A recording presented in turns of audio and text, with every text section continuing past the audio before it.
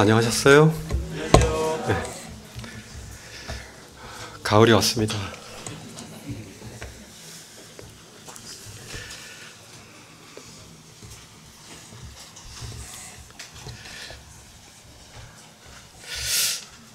오늘은 그 사도행전 2장 말씀을 보면서 이제 성령님의 그 오심으로 말미암는 그 역사와 초대교회의 건강한 교회 그런 균형 잡힌 모습, 그런 부분들을 함께 나누기로 하겠습니다.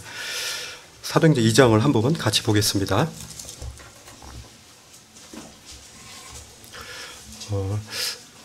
지난 시간에도 계속 이렇게 이어서 말씀하지만은 사도행전 28장 31절 말씀처럼 하나님 나라를 이제 전파하는 그런 사도들과 여러 성도들의 모습과 그런 주 예수 그리스도에 관한 그 모든 것을 거침없이, 담대하게 거침없이 전하는 그런 모습들이 나타납니다. 이걸 통해서 저희 교회도 하나님 나라에 관해서 또 주 예수 그리스도에 관한 모든 것들을 담대하게 거침없이 전하는 그런 교회가 되기를 원하는 마음이 있습니다.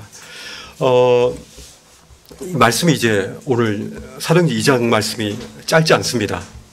그러나 이제 부분적으로 함께 같이 읽었으면 좋겠습니다.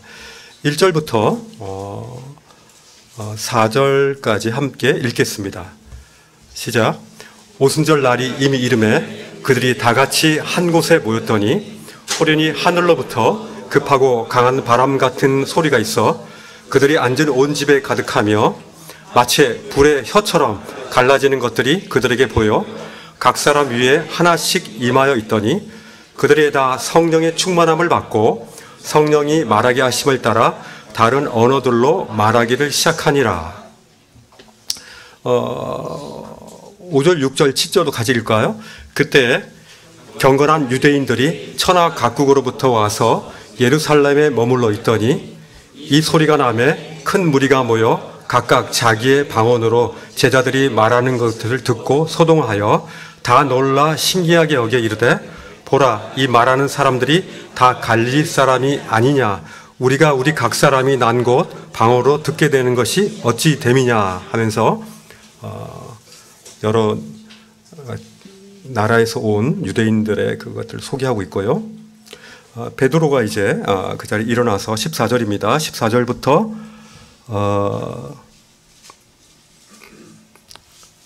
17절까지 읽겠습니다.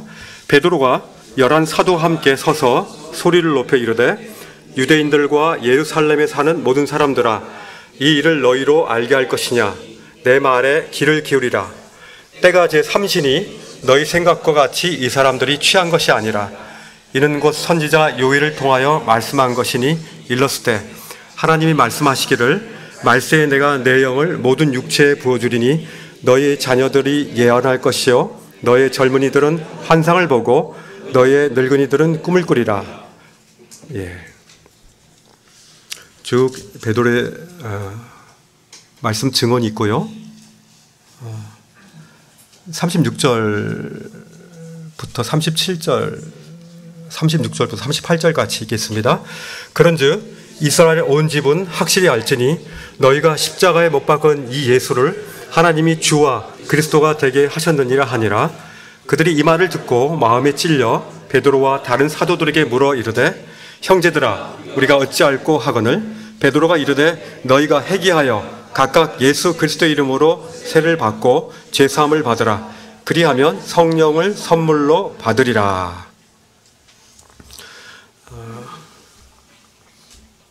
또 43절부터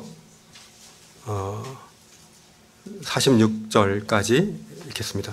43절부터 마지막 47절까지 읽겠습니다.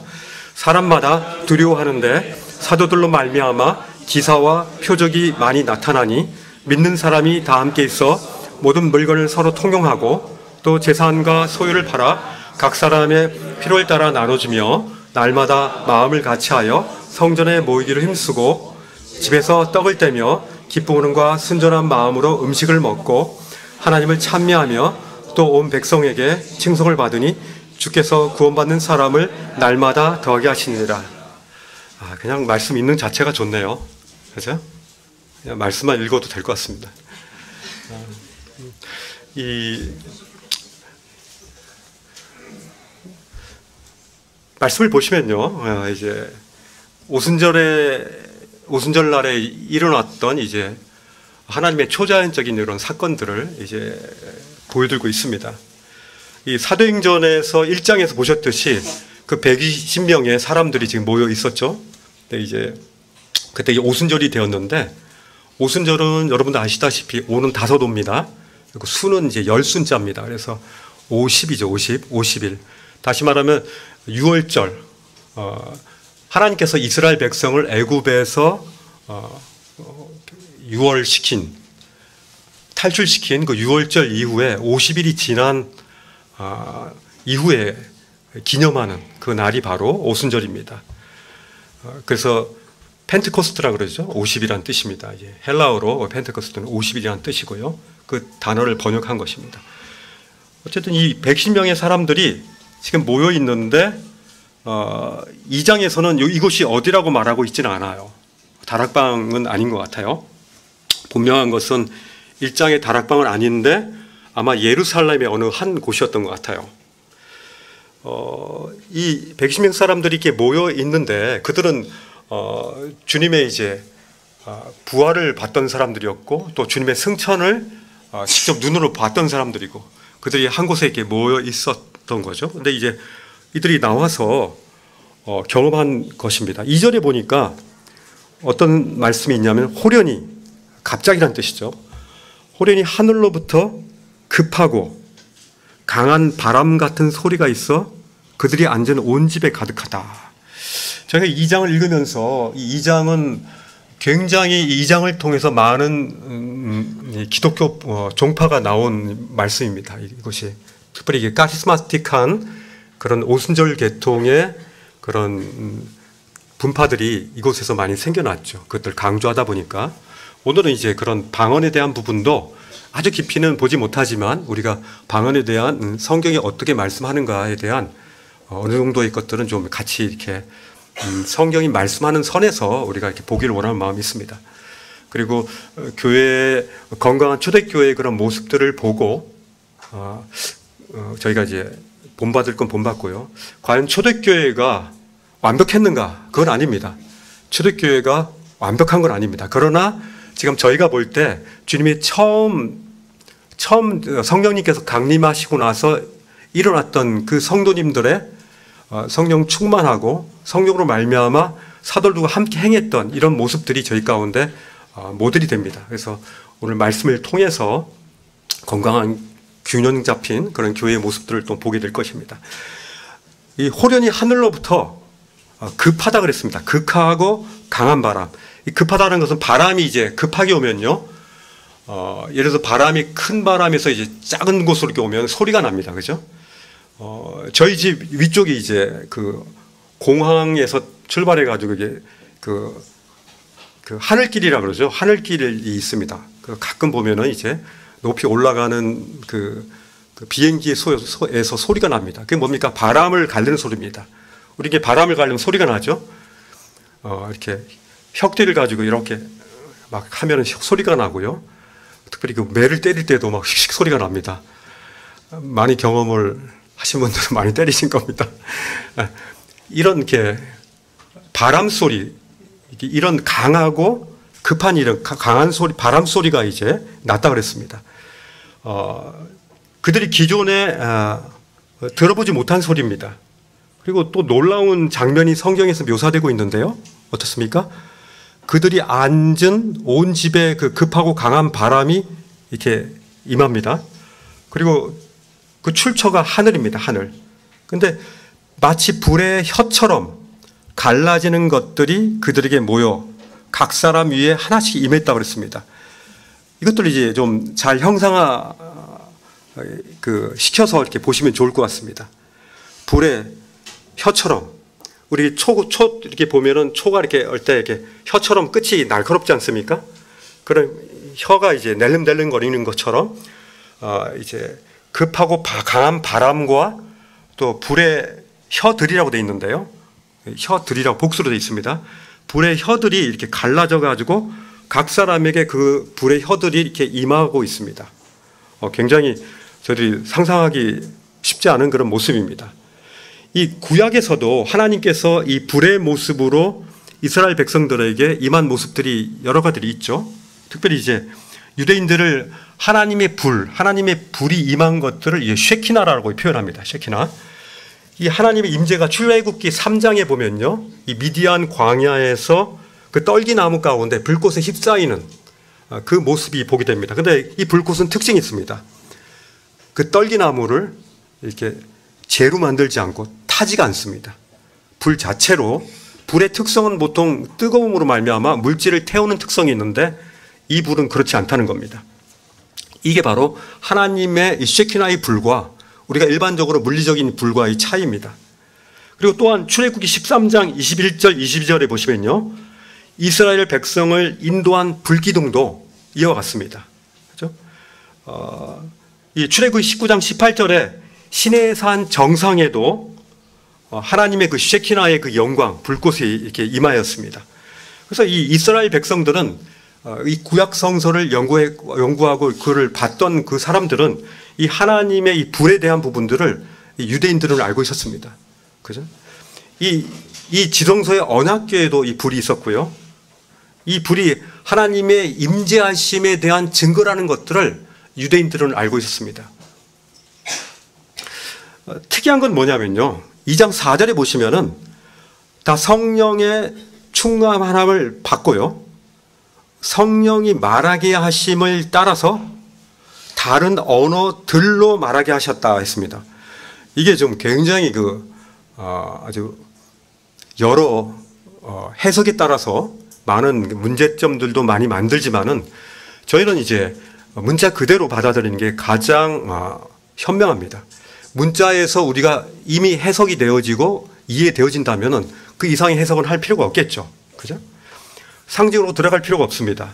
그대로 이제 성령이 충만함을 받았고 성령이 말하게 하시는, 본인 스스로가 말한 게 아니라 성령의 말하게 하심을 따라서 언어들로 얘기했는데 그 언어들이 어떤 언어입니까? 다른 언어들. 다시 말하면 유대인들이 모여 있는데 그 유대인 언어가 아닌 다른 언어들로 얘기한 겁니다. 그죠? 이 다른 언어들인데 이 카리스마적인 이 단체에서 말씀하는 것은 이것을 천상의 언어라고 얘기합니다. 분명히 얘기하지만 천상의 언어가 아닙니다. 유대인들이 쓰지 않았던 다른 나라, 다른 지역의 다른 언어들로 얘기한다고 했습니다. 다른 언어들. 그래서 그들이 오해하는 이 방언에 대한 오해들이 여러분들이 이 말씀을 통해서 분명히 알았으면 좋겠습니다. 이 천상의 언어인가 과연 이게, 이 천상의 언어에 대한 이 잘못된 부분들이, 첫째로 제가 말씀을 드리겠습니다. 이 방언이 다른 외국어라는 것들이 분명하게 나와 있는데 오늘 본문의 4절에 다른 언어들이라고 그랬는데 이 다른이라는 것은 뭐냐면 헤테로스로 해가지고 다른인 겁니다. 그것을 어떻게 해석할 수 있냐면 다양한이라고 얘기할 수 있겠죠. 다시 말하면 다양한 나라의 언어들이라고 이렇게 우리가 해석할 수 있습니다. 유대인의 언어가 아닌 다른 언어들인 겁니다. 이 천상의 언어가 아닙니다. 천상의 언어는요, 천상의 언어가 다양하다라고 얘기하는 것은 앞뒤가 맞지 않습니다. 그죠? 하나님께서 바벨탑에서 하나님이 흩으신 것은 천사들의 언어가 아닙니다. 천상의 언어를 하나님께서 흩으신 것이 아니에요. 이 지구상에서 인간이 쓰는 그 언어들을 하나님께서 흩으신 거지 천상의 언어를 흩으신 것이 아닙니다. 인간의 언어를 혼잡하게 하신 것이죠. 창세기 11장 7절에 나옵니다. 그리고 또 그 120명의 사람들이 이렇게 모여서 이제 성령 충만함을 받고 다른 언어들로 하나님의 말씀을 11절에 보시면요, 하나님의 큰 일을 말했다고 했습니다. 하나님의 큰 일. 하나님의 큰 일이 뭡니까? 하나님의 가장 큰 일은 바로 예수 그리스도께서 이 땅에 오셔서 그가 어떤 일들을 행하시고 기사와 기적과 병고침과 여러 가지를 행하시고 하나님의 아들이라는 사실을 증명하고 그가 십자가에 돌아가시고 부활하시고 승천하신 이것이 바로 하나님이 우리에게 인간에게 주신 가장 큰 일 아닙니까? 이 큰 일을 그 120명의 그 모인 그 사람들이 다른 언어들을 가지고 지역 언어들을 가지고 말하고 있는 겁니다. 근데 그 모여 있는 그 사람들이 지나가는 사람들이 구경꾼들이 봤겠죠. 그런데 그들이 전혀 그들이 막 무아지경으로 막 얘기했다면은 그들이 잠시 지켜볼 수는 있어도 그들이 서로 내 언어를 가지고 말하고 있네라고 하면서 이 커넥션이 되지 않겠죠. 오지는 않겠죠. 그런데 말씀을 보면요, 이 사람들이 놀랬다는 겁니다. 그죠? 자, 이 무아지경의 이런 언어가 아니라 분명히 알아들을 수 있는 그런 지역 언어로 얘기했다는 것입니다. 분명히 이게 외국에서 온 이 유대인 군중들이요, 분명하게 그들의 언어를 주님의 증언을 듣고 놀라고 신기했다라고 성경은 나와 있습니다. 왜 이렇게 유대인들이 이렇게 모여 있다고 그랬죠? 이 말씀을 보면요, 7절에 보면 다 놀라 신기하게 여겨 이르되 보라 이 말하는 사람들이 다 갈릴리 사람이 아니냐, 갈릴리 사람이 아니냐 이렇게 얘기하죠. 지금 그 오순절에 그 유대인들은 1년에 3가지 절기에 적어도 일주일간은 예루살렘에 오는 그런 습성이 있습니다. 우리가 보통 구정이라든지 그럴 때 이제 그 고향으로 가지 않습니까? 부모님을 만나기 위해서 이 예루살렘에 오는 것이 아주 그 근원적인 유대인들의 그런 습관이기도 하고 전통이기도 합니다. 일주일간 예루살렘을 반드시 방문해야 돼요. 전통적인 유대인들은. 출애굽기 23장 14절 17절에 그렇게 나와 있어요. 그래서 이 당시에 로마 제국, 로마가 이제 그쪽 유럽과 소아시아 이쪽을 다 점령했죠. 로마 제국과 그 너머에 있는 경건한 유대인들이 예루살렘에 지금 모여 있습니다. 굉장히 북적북적됐겠죠. 근데 요란한 소리, 그 소리에 그들이 주목을 했을 겁니다. 근데 다양한 언어들로 말하는 소리가 들리니까 그들이 이렇게 다가왔는데요. 모여있던 제자들이 성령 충만하고 주님의 능력을 이렇게 능력으로 그들의 언어로 얘기하니까 하나님의 큰 일을 말하니까 이들이 다 놀라 신기하게 여겼다라고 제가 말씀을 드렸죠. 근데요, 이게 1세기 팔레스타인 유대인들에게 이 굉장히 큰 의미가 있는 거예요. 유대인들에겐요, 이 갈릴리 사람이다 하면서 이들이 이제 이 사람들이 갈릴리 사람 아니냐라고 그러면서 되게 이렇게 낮게 평가하죠. 이 당시에 유대인들이 북방 갈릴리 쪽은 이제 사마리아 위쪽이지 않습니까? 북쪽에. 그쪽 갈릴리 사람하고 유다 지방에 있는 그 유대인들하고 차별이 있어요. 그래서 이쪽 갈릴리 지방 이쪽은 약간 촌뜨기, 약간 좀 이제 서울 아닌 그런 촌뜨기, 그런 동네로 비하하는 그런 습관이 있었던 거예요. 그래서 이런 소리가 바로 나온 거죠. 갈릴리 그런 풍으로 갈릴리 사람들이란 거 알았던 것 같아요. 그래서 갈릴리 사람들도 유대인들도 해당해서 교육을 받기는 하지만은 그들의 교육 수준은요, 유대 사람들에 비해서 굉장히 수준이 낮았던 거예요. 그래서 세계 각국에서 온 그 경건한 유대인들이 그토록 유창하게 외국어를 하는 걸 보면서 아니 그 갈릴리 사람이 아니냐 그러면서 아니 쟤네들이 우리가 영어 이렇게 탁 잘하는 거 보면 좀 되게 신기하잖아요. 어디 돈 좀 투자했네 막 그러면서 또 막 스페인어라든지 막 외국어를 하는 걸 굉장한 겁니다. 이거 사실 쉬운 일이 아니잖아요. 중국어를 막 한국인인데 중국어를 하는 거 보면 이런 거에 대해서 갈릴리 사람이 아니냐 하면서 이렇게 비하하면서도 놀라는 그런 모습을 보이는 거죠. 이 당시에 디아스포라죠. 디아스포라는 뜻은 이제 흩어진, 분산된 그런 뜻인데요. 그 디아스포라 유대인들이 온 세상에 흩어져 있었죠. 바벨론 포로 이후로도 그렇고 그 역사에서 많은 사람들이 이제 외국으로 이제 포로로 가면서 거기에 정착했던 그 사람들이 세계 각국에 흩어졌는데 지금도 마찬가지죠. 이 누가는 이 방문객들, 이 누가가 지금 이 적어 놓은 이 지역 이름은요, 한 15개 정도, 15곳을 9절부터 이렇게 기록해 놨습니다. 그래서 우리는 바데인, 메데인, 엘라민, 또 메소포타미아, 유대, 갑바도기아, 본도와 아시아, 부르기아, 밤빌리아 이런 부분들이 베드로전서 1장 1절에도 나와 있고요. 또 야고보서에도 나와 있는데요. 이 흩어진 이 유대인들을 향해서 계속적으로 서신서라든지 지금 이곳에서 이렇게 그곳에서 온 유대인들이 그 120명에 모여 있는 그 성령 충만하고 외국어로 얘기하는 그 그리스도의 제자들을 보고 지금 놀라고 있는 장면입니다. 그 일부 그 오순절 계통의 그런 쪽에서는요, 이 오순절에 지금 있었던 이런 초대교회의 오순절의 모습을 다시 재현할 수 있다라고 얘기하는 분들이 있어요. 그리고 재현해야 한다. 그리고 그리스도를 따르는 사람은 반드시 하나님 주신 이 큰 은사인 방언을 할 줄 알아야 된다라고 얘기합니다. 주변에도 많았어요.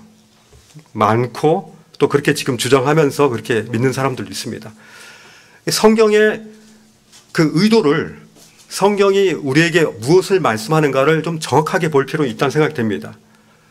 심지어 우리 모임에 있어서도 그 유혹을 이기지 못하고 그쪽으로 이제 가신 분도 적지 않아 있습니다.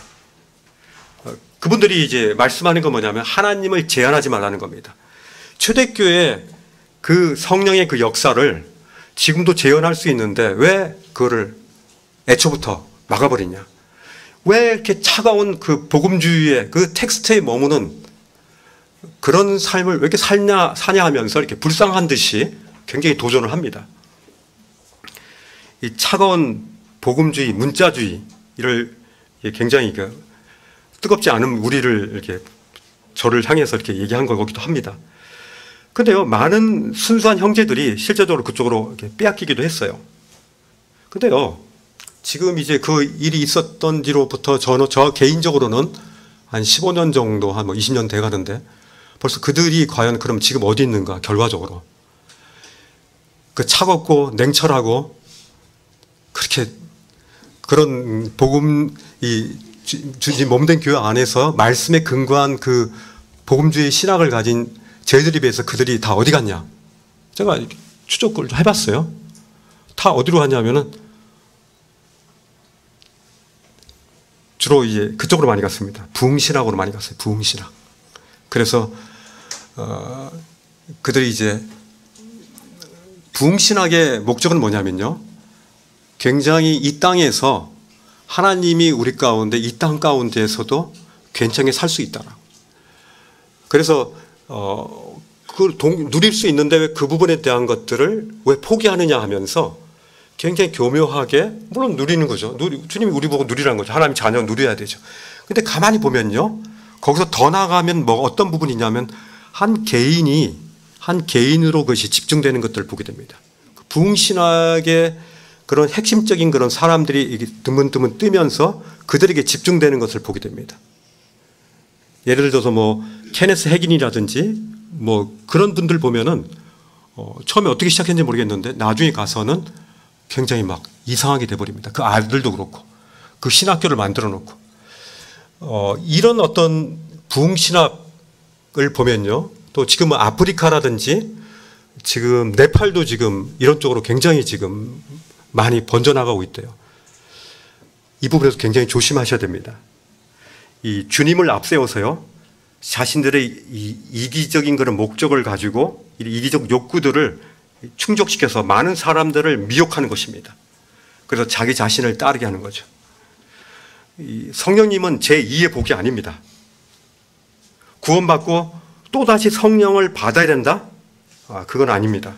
사도행전 초대교회에 8장 14절부터 17절에 보면은 성령을 받아라 말씀이 나옵니다. 구원받은 이후에.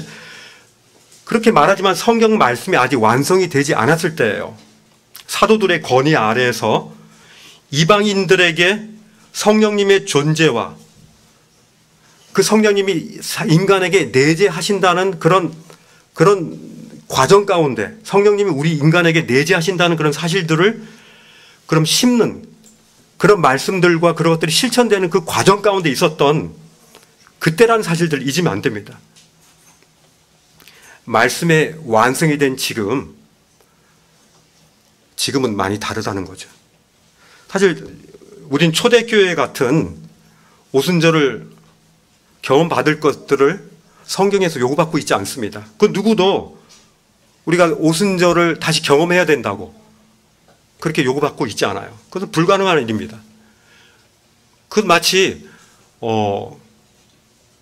모세가 홍해 바다를 가른 것처럼 우리도 그걸 경험해야 된다고 하는 거와 똑같아요. 마치 그 예수님께서 그 오병이어로 뭐 3,000명도 먹이시고 5,000명도 먹이시고 막 이렇게 하셨잖아요. 그것을 이제 다시 재현해야 된다라고 하는 것과 똑같습니다. 우린 토기장이는 아니지 않습니까?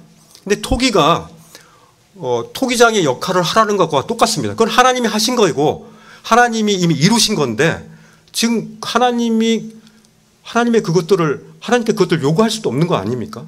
근데 그것들을 자꾸 요구해 버리니까 이거는 그 성경이 요구하지 않는 그런 임무들을 그들이 갖고 스스로가 불타오르는 것이죠. 그것은 하나님이 주신 불이 아니라 스스로가 만든 불인 겁니다. 자신의 이기적인 불, 자신의 미적지근함을 그것으로 해결하려고 하는 그런 불이기도 합니다.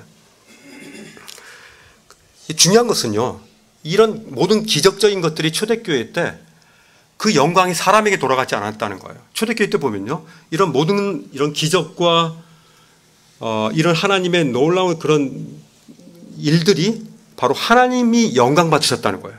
근데 지금 보면요, 사람이 영광을 받아요.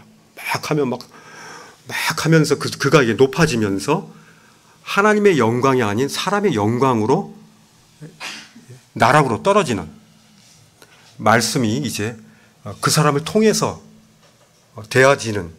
그래서 많은 그 교회들이 보면요, 우리 목사님은 이런 것들이 바로 그러한 모습들이죠. 우리 각자는 왕 같은 제사장이요, 그렇죠? 우리가 하나님과 직접적으로 대면할 수 있는 그런 존재인데 그러지 않고 한번 걸쳐서 그 사람을 통해서 이렇게 하는 그런 일들이 일어나기도 합니다. 이 성령님께서 이 불의 혀처럼 각 사람에 임했다고 그러지 않습니까? 임해가지고 어떤 일이 생겼다고 그랬죠? 이 15개 지역에서 온 그 이방 유대인들의 언어로 그들이 말했다고 그랬습니다. 그죠? 이걸 통해서 누가 영광을 받았습니까? 베드로가 영광 받았습니까? 제자들이 영광 받았습니까? 아닙니다. 하나님께 성령께서 말하게 하심을 통해서 그들이 얘기했기 때문에 영광 받으신 분은 하나님이십니다. 제가 좋아하는 이제 W 바인 형제님이라고 해서요, 이제 성경 낱말들을 잘 이렇게 하신 분인데, 이 바인 형제님이 이 부분에 대해서 이런 말씀을 합니다. 성령님의 임하심과 방언의 사건을 이렇게 씁니다. 성령님이 임하시고 방언에 대한 부분들을 이분이 이렇게 쓰신 거예요. 이 선물이 사도시대 이후는 고사하고 사도시대 말기까지라도 지속되었다는 증거는 없다. 이는 고린도전서 13장 8절이 이런 식으로 성취되었음을 확정한다. 즉 예언과 초자연적 직접 계시라는 의미의 지식이 그러하듯이 이 선물도 교회에서 종식되었다. 고린도전서 14장 6절을 기준으로 말씀한 겁니다. 성경이 완성됨으로써 개인과 단체를 인도하고 교훈하며 건전한 덕을 세우는 데 필요한 것은 교회에 다 공급되었다. 이 성령님은요, 이 죄에서 회개하고 그리스도를 영접하는 그 순간, 죄에서 회개하고 그리스도를 나의 주님, 나의 죄를 용서해 주시고 이제 나의 왕으로 영접하는 그 순간에 바로 믿는 그 사람에게 성령님께서 내주하신 겁니다. 또다시 받지는 않아요. 초대교회 때는 좀 다르죠. 그렇죠? 이방인들에게 성령님의 존재를 전혀 모르는 그들에게 일단 복음을 전하고 예수 그리스도를 받고 나서 성령님이 나중에 올 수도 있었는데 시간차가 있어요. 그 당시에는. 그러나 지금은 그렇지 않다는 거예요. 성령님의 그 내주하심은요, 한시적인 것이 아니라 영속적인 겁니다. 영원히 성령님께서 우리 가운데 내주하시고 결코 떠나지 않으시는 거예요. 14절부터 보시면요, 말씀을 다 보지는 않겠습니다. 여러 곳에서 온 그런 이방 유대인들이 예수님을 만나고 놀라고, 또 어떤 이들은 13절에 보니까 조롱하기도 합니다. 그들이 막 세술에 취했다라고 하는데, 14절부터 36절까지 보면요, 오순절날 이 급하고 강한 바람같이 쉐키나의 불꽃으로 그 영광으로 주님께서 임하시잖아요. 베드로와 11 사도는요, 그 자리에서 어떻게 합니까? 섭니다. 서. 그래서 베드로가 11 사도와 함께 서서, 그때 누가 소리를 높입니까? 베드로가 나갑니다. 베드로가 준비된 설교 원고가 있었습니까? 원고 없었어요. 근데 이제 쳐다봤겠죠. 누가 할까? 하다가 베드로가 한 거죠. 그죠? 베드로는 준비된 자였겠죠. 그죠?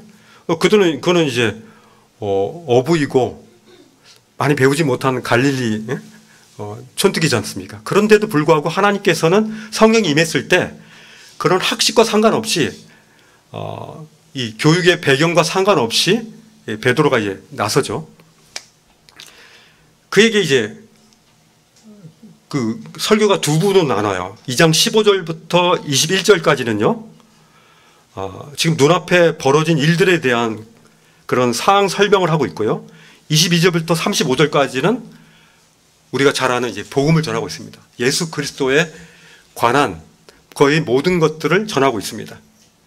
그가 이제 사람들이 세술에 취했다 그러는데, 세술을 어떤 사람은 이제 1년 동안 이제 잘 묵혀놨다가 이제 막 따낸 술이라 그러기도 하고, 빨리 이렇게 만든 술이라고 하는데, 어쨌든 그 세술에 저 사람들이 술 취해가지고 지금 막 전부 이상한 사람들이다라고 그렇게 조롱하는 사람들도 있었어요. 그거에 대해서 어찌된 일인가 그 의문을 갖는 사람들도 있었고요. 그들에 대해서 변론하고 있습니다. 그죠? 15절 보니까 때가 삼시다. 플러스 6으로 해야 되죠. 이스라엘 그 시간에 대해서. 그러니까 지금 9시입니다. 9시부터 우리가 술을 먹고 지금 이러는 줄 아느냐 하면서 우리를 그렇게 낮게 평가하지 마라. 우리는 지금 하나님께 붙잡힌 바 된 경건한 그리스도인이라는 사실들을 변론합니다. 술 취하지 않았다는 거죠. 그리고 이 외지에서 온 유대인들을 향해서 귀를 기울이라고 말합니다. 귀를 기울이라.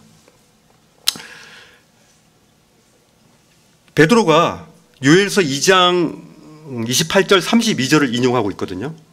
말씀 똑같습니다. 근데 이 말씀의 차이가 뭐냐면은 이후에라는 말씀이 이제 말세란 말하고 이게 변형이 됩니다. 요엘서 2장 28절과 32절에 보면요, 그 이후에 내가 내 영을 모든 육체에 부어주리라 그러는데, 이 말씀에는 말세라고 합니다. 이 말세는요, 예수님께서 이 땅에 육체로 오신 그 초림 때부터 다시 재림 때까지 오실 이 부분을 이제 저희는 이제 말세라 그러거든요. 지금 말세의 시대라 그러잖아요. 이 말세 시대에 이 하나님께서 나의 영, 성령을 모든 육체에 부어준다고 했습니다. 근데요, 모든 육체에 부어줄 때는 언제입니까? 우리가 알고 있는 것은 그때는 천년왕국 때죠. 주님이 이 천년왕국 때 모든 육체 가운데 성령이 다 임할 거예요. 그러나 지금은 아니잖아요. 지금은 이 당시에 지금 120명의 사람들만 성령에 임하신 거잖아요. 그 베드로는요, 유대인들이 인지하는 그 하나님 나라에 대한 부분들을, 새로운 부분을 지금 말씀하고 있는 거예요. 요엘서 2장 말씀처럼요, 구약 시대에는 성령이 임해가지고 하나님의 나라가 이제 완성된다는 개념이고요. 이 베드로에 의해서는요, 이 유대인들에게 새로운 개념인데, 구약 시대를 쭉 지나오고 있다가 지금 구약 시대를 지내고 있지 않습니까? 성경이 완성이 안 될 때예요. 이 중간에 성령이 먼저 임하는 모습을 보게 됩니다. 성령께서 최종적으로 그때 임하시는 게 아니라 이 말세, 예수님께서 초림하시고 예수님이 다시 오시는 이 중간기에 성령이 이제 임할 거에 대해서 말씀하고 있습니다. 이 중간기에 이 지상에 하나님 나라가, 성령께서 임하셔서 하나님 나라가 이제 출발한다는 거죠. 예수님이 오신 것은 바로 하나님 나라가 시작된 거 아닙니까? 또한 그 이후에 성령님 오심으로 말미암아 점차적으로 하나님의 나라가 점점 완성되어 가지는, 완벽한 완성은 이제 천년왕국에서 이루어지겠지만요. 그래서 요엘서 2장을 인용하면서 이후로 이제 말세라고 이렇게 베드로는 말하고 있습니다. 이 오순절이요, 이제 새로운 교회 시대의 출발이라고 말하는 겁니다. 그래서 베드로는요, 주의 이름을 부르는 자, 요엘서 2장 31절 인용하면서요, 주의 이름을 부르는 자는 구원을 받으리라라고 이렇게 말씀하고 있습니다. 누구든지 주의 이름을 부르는 자는 구원을 받으리라. 이 오순절 성령 강림의 시작으로부터 누구나 구원을 받을 수 있는 은혜의 시대가 이제 예루살렘과 온 유대와 사마리아와 땅끝까지 이르러 다 이제 진행되는, 확장하는 그 모습들을 지금 보고 있는 것입니다. 그 이후에요, 베드로는 이제 22절 큰 권능과 기사와 표적으로 증언하신 그 주님의 그 놀라운 그 복음 증거에 대한 부분들을 말씀하셨고요. 또 예수님께서는 23절에 보니까 십자가에 못 박히셨다라고 되어 있습니다. 베드로는 굉장히 쓰라린 기억을 되살리겠죠. 불과 몇 달 전입니다. 그죠? 불과 몇 달 전에 십자가에 못 박힌 장면을 본 유대인들도 그 자리에 있었을 거예요. 그죠? 그냥 넘어가지 않고요, 베드로는 그들을 향해서 아픈 곳을 찌릅니다. 너희가 법 없는 자들의 손을 빌려서 못 박아 죽인 그가 바로 메시아 아니냐 하면서 그냥 넘어가지 않습니다. 이 복음 전함에 있어서 우리 마음속에 찔림이 있어야 됩니다. 우리 죄로 말미암아 하나님의 창조의 목적에 어긋나고 내 마음대로 내 식대로 살려고 하는 우리 인간의 그런 추악함과 더러움과 그 냄새나는 것들이 찔려야 되는 것이죠. 이후에 24절부터 32절까지 보면요, 놀라운 이제 이것이 없으면 아마 우리의 신앙도 없을 겁니다. 바로 부활하심에 대해서 말씀하고 있습니다. 주님께서 이미 부활에 대해서 우리에게 이미 말씀하셨어요. 이것을 이제 사망의 고통에서 푼다라고 이 말씀은 나와 있죠. 사망의 고통에서 우리를 푸시고요. 이게 이제 이 예수님을 하나님께서 부활하시게 하셔서 사망에서 이제 건지시는 그 장면이 나옵니다. 33절부터 35절을 보면요, 하나님께서 이제 오른손으로 예수를 높이시고 그가 약속하신 성령을 아버지께서 받아서 너희가 보고 듣는 이것을 부어주셨다 그랬어요. 부어주셨다. 베드로의 설교는 그냥 부활에서 끝나지 않고요, 그 부활한 예수님이 바로 누구냐? 바로 너희들의 메시아다 이렇게 얘기하고 있습니다. 바로 너희를 구원할 자, 바로 하나님이 보내신 구원자라는 사실들을 지금 아주 직선적으로 말하고 있습니다. 그죠? 이후에요, 47절에 보십시오.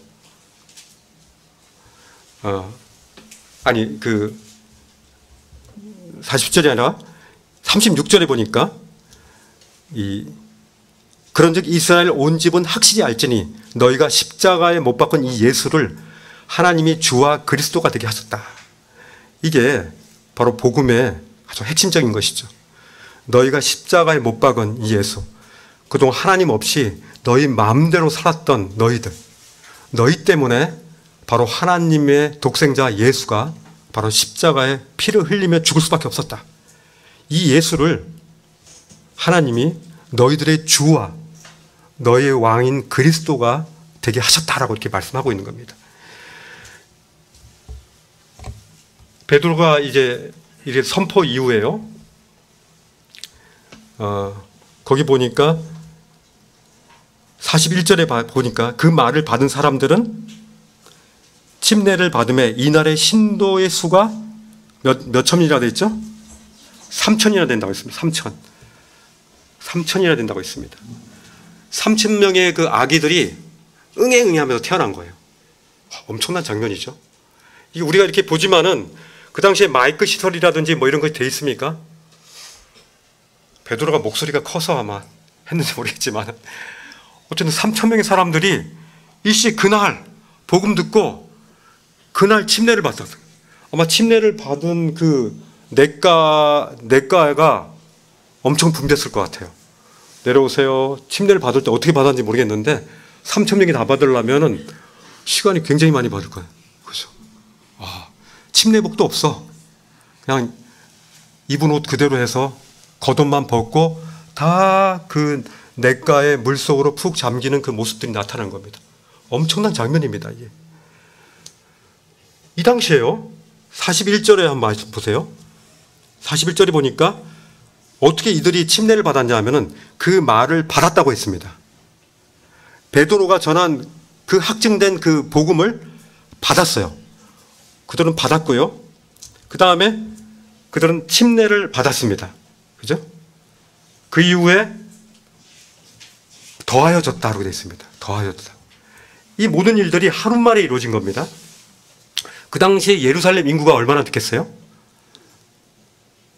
한번 쭉 찾아봤습니다. 뭐 어떤 분들은 3만이다, 5만이다 하는데 가장 많이 얘기하신 분이 한 8만 정도 되더라고요. 예루살렘의 거주민들이 8만 정도 된답니다.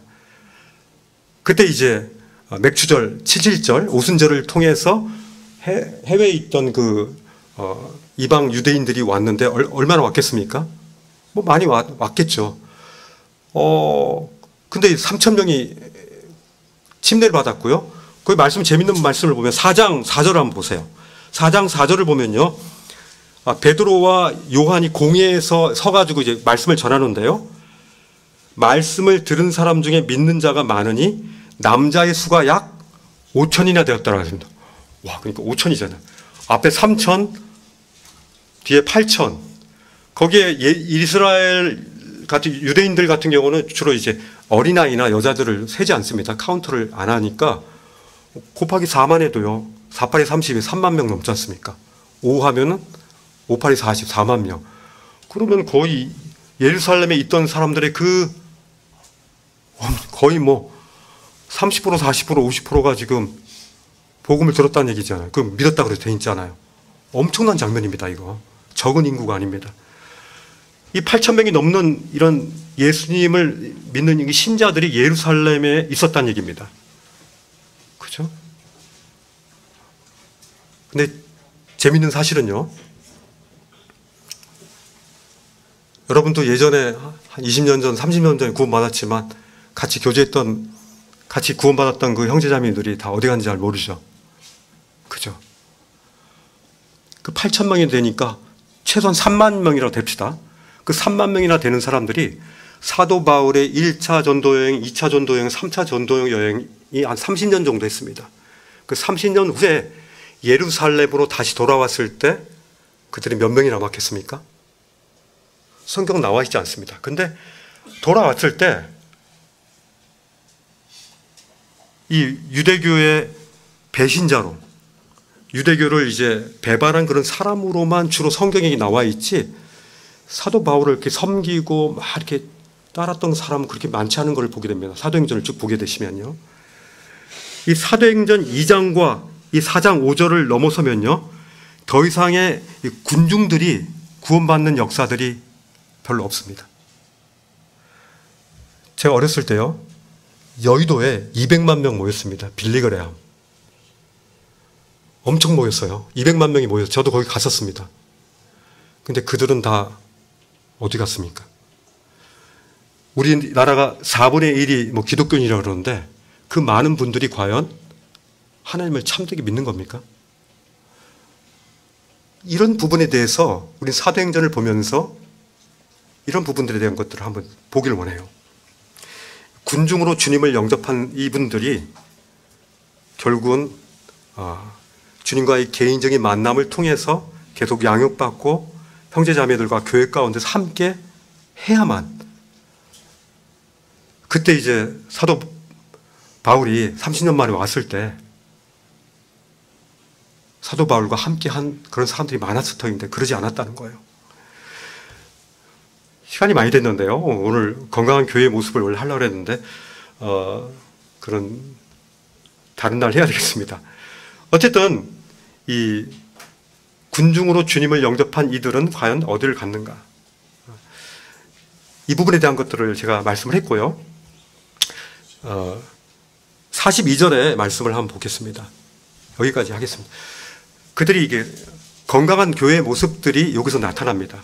보면요, 그들이라고 되어 있습니다. 그들은요 120명의 주님의 제자들 외에도 3,000명이나 되는 이제 새로 영접한 침례받은 그분들을 함께 얘기하는 거죠. 그들이 한 몸이 되었습니다. 이 성경이 네 가지 성장의 네 가지 아주 기초적인 이 부분들을 말씀하고 있습니다. 첫째는요, 그들이 사도의 가르침을 받았다고 했습니다. 그들은 계속 가르침을 받았다는 거예요. 여러분들이 가르침의 테두리에서 벗어나면 안 됩니다. 그것은 교만한 겁니다. 그것은요, 저보다 나이가 어리든 또 구원받은 지 얼마 되지 않았든 그건 상관없이 우리는 서로가 철이 철을 날카롭게 했듯이 서로가 배우는 겁니다. 교회는요, 모닥불에 그 장작불과 같아서 함께 모여 있을 때만이 우리는 불탈 수 있는 겁니다.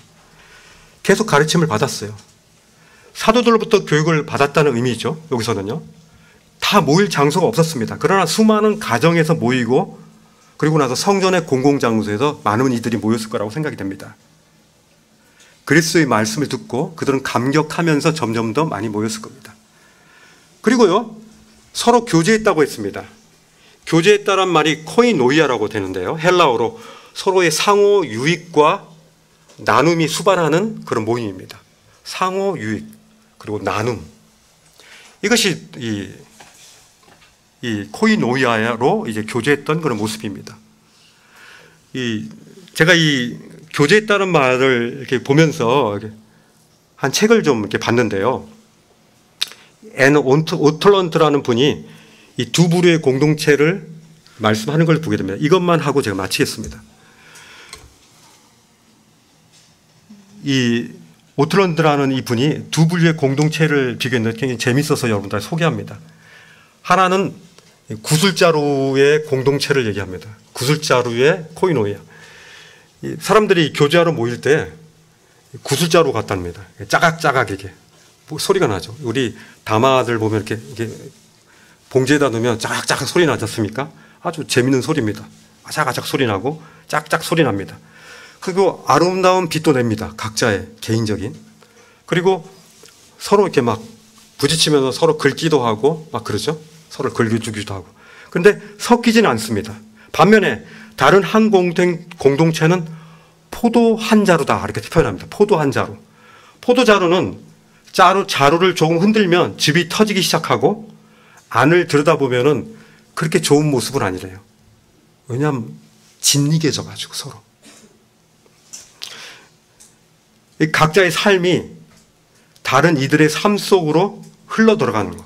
이걸 이분이 얘기하시는데 이 코이노이아는요, 각자의 삶이 다른 사람의 삶에 서로 짓이겨서 서로 섞이는 걸 의미합니다. 이것이 바로 뭐냐면 코이노이아 성령의 능력으로 나는 죽고 그리스도가 사는 그런 모습인 것입니다. 자기는 딱 방어하면서 자기는 오픈하지 않고 섞이지 않고 하는 것. 그것은 마치 구슬들끼리 모이는 모임하고 똑같습니다. 우리는 구슬의 모임이 아닙니다. 우리는 포도 송이처럼 서로 짓이겨지는, 서로 섞이는 그 모임이라는 거죠. 이것이 코이노이아의 그런 모습이라고 저는 성경적인 모습이라고 저는 생각이 되어집니다. 오늘은 여기까지 하겠습니다. 다음 시간에 하기로 기도하겠습니다. 하나님 감사합니다. 오늘 주님께서 참 초대교회 때 그 성령으로 임하셔서 그들 가운데 참 외국어로 말하게 함으로 말미암아 주님의 복음을 세계 각지에 전파하도록 이 놀라운 일들을 하신 주님께 감사드립니다. 이런 복음 때문에 이 성령님의 강림하심으로 말미암아 저희가 이제 복음을 듣게 되었고, 또한 제가 주님을 만남으로 말미암아 저희 안에 계신 그 성령이 초대교회 때 그 성령과 동일함을 주님 앞에 참 감사를 드립니다. 이 성령으로 말미암아 저희 마음 가운데 이제 서로 짓이겨지는, 서로가 서로를 참 교제하고 하나님 말씀을 듣고 교제하고 기도하는 이런 저희들이 될 수 있도록, 그런 모임이 될 수 있도록, 그런 균형 잡히고 참 주님의 참 의도하신 그런 교회가 될 수 있도록 저희를 인도하여 주옵소서. 감사하며 예수님 이름으로 기도했습니다. 아멘.